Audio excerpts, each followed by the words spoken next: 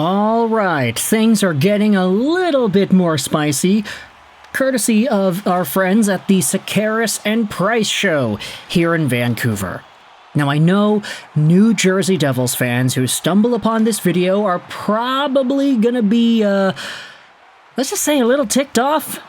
I think that's kind of the natural reaction here when talking about a conversation like this, but today, what I wanted to do was take our sights over to the recent Schaefer and Price episode, which was released on the audio platforms that it was, but there also was a video posted on their Twitter account which features Price, Schaefer, and Darren Dreger asking the question of a hypothetical Luke Hughes Vancouver Canucks trade. DPD, Connor Garland, and Lekaramaki for Luke Hughes. Who says no? And this idea was tossed up there, and there was a question by Price as to whether or not a GM would hang up the phone on that, and then Darren Dreger says, like, oh, okay, you asked me to humor you, so I'm gonna do it, and then he responds a little bit more. However, that's not the juicy part. Like, okay, it's Price proposing a trade idea that we can go out there and respond to. That's fine. But what I did want to talk about was some of the other notes that were discussed in this hit. Vancouver Canucks News Summaries did a very good job summarizing the podcast segment itself with Darren Dreger, and there were a various amount of things that they talked about. The Schaefer and Price episode went over acquiring Evander Kane, shopping for centers, as well as Besser and Demko. But this is what they said at the bottom about Luke Hughes. Contract negotiations haven't gone anywhere. Also, he'd be surprised if the Canucks and the Devils haven't at least talked about Luke Hughes. And that is a pretty big idea. You know, Jim Rutherford went out there and said, yeah, Quinn wants to play with his brothers, and we have no control over that unless we bring his brothers here. It's either going to be there or here or wherever else. Obviously, Jim Rutherford opening Pandora's box to the possibility of Quinn Hughes not being a Vancouver Canuck at some point in the future, but the way it's being talked out there here, like, yeah, I'm pretty sure I'd be surprised if the Vancouver Canucks had not talked about Luke Hughes in any sort of a trade-like capacity, and it's gotta be a trade, right? It has to be. There's no offer sheet availability here for Luke Hughes because of the contract he signed. He's not eligible to do that. He is eligible for a trade, though. And at the time of recording this audio, he still remains unsigned.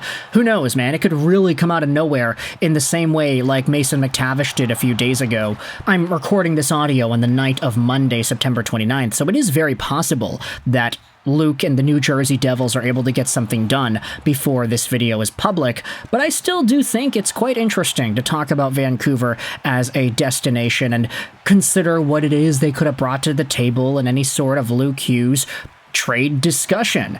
And if it is something along the lines of what Blake Price is suggesting here, Elias Pettersson, so DPD, not the main Elias Pettersson, Connor Garland and Lekaramaki and maybe some draft picks or whatever, then I can understand why that would be tossed out there. Because I know even Blake Price says it in the video clip that Luke Hughes is like a third pairing guy right now. He's not that good compared to what a $9 million defenseman should be, but it's not what he's supposed to be right now which gives him value. It's what he's going to be.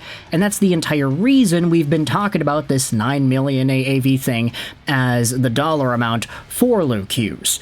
It's not like they're expecting him to be that right away. He'll just grow into it. Especially with the rising cap and everything, it becomes appropriate after a few years, even though you can say that he will be the highest paid Hughes brother if he does sign that contract, at least for a few years. Vancouver has to really think about it. Do they want to shell out all the assets for a player that is essentially a second or third pairing guy behind Quinn Hughes and potentially Marcus Petey if he were to be sent over to Vancouver right now? Or do you try to flip things up on their head? We've already seen the Vancouver Canucks plan in how they want to rotate defensemen around. They don't want to keep the same 6 guys on the ice all 82 games in the same minute deployment the entire year. They want to ease up on the veterans and give a little bit more rotation up front for these younger dudes, which includes Mancini, Villander, and, of course, Elias Pettersson. Do you toss Luke Hughes into that conversation, rotating around with the youngins? Or do you give him a top spot right away? Let's say you move Hronek to second pair and you play Hughes with Hughes. I mean, Luke Hughes, not impossible for him to play the right side, I would assume. And if he's going to get a dollar amount that's higher than his brother Quinn, then, I mean, you got to go out there and best prove yourself as soon as you can, right? It's just, I think for Vancouver, the price would have to be contrasted with what the team is trying to do in the now. Because, I'll say it right here, if you get Lekaramaki onto the team, he's been playing pretty well this preseason. So if you have him on the Vancouver Canucks, you have Garland, you have Elias Pettersson, all of those assets provide more value to the Vancouver Canucks right now compared to what one Luke Hughes would right now. And the idea has been, Vancouver needs to have a good year. They need to have a strong season that's good enough to convince Quinn Hughes to stay. Sure, his brother being on Vancouver would be a pretty big bargaining chip, but is it as big of a bargaining chip that it would sacrifice the potential losses that Vancouver would have in the standings that Quinn Hughes wouldn't really mind losing a bunch of games? I think as long as things were not as bad as they were last season with the Miller drama and everything, I think Vancouver can only really go up from here, especially considering how calm everything seems to be regarding the emotions and the attitude of the locker room. But that doesn't necessarily mean they'll be better, right? The team can still crash and burn, they can still find a way to lose games. Maybe Adam Foote's coaching style really doesn't work after all, and all we saw in the WHL is the truth of what he's capable of doing. Who really knows? But if Luke Hughes is here, I do wonder how much of an incentive is that to Quinn Hughes to wanting to stick around.